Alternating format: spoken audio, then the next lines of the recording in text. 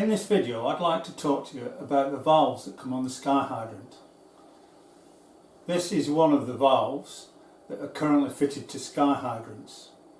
It has a white body and a blue handle.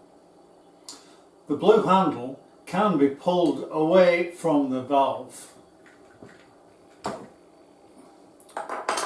This is quite useful when the SkyHydrant is being transported, as if the valve is knocked, the handle will come off without breaking.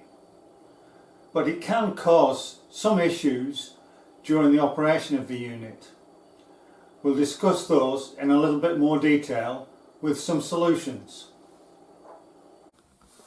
To replace the handle, just look at these nibs on the inside of the handle. These need to be aligned with the slots on the valve stem.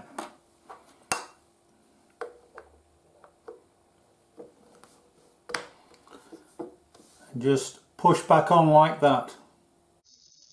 This photograph shows the damage that can occur in a valve handle that has been pulled off frequently and forced back on. I will just demonstrate how this valve handle can be fixed permanently to the valve. You can remove this circular part in the middle of the handle just by pushing from inside,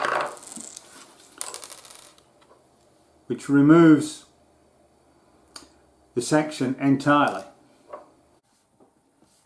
Replace the valve handle.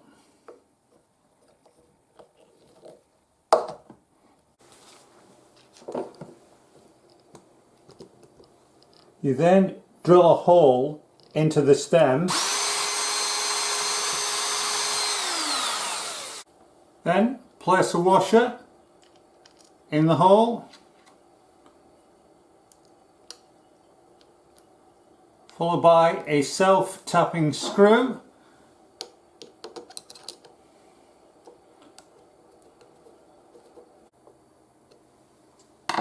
The handle is now securely fixed to the valve stem.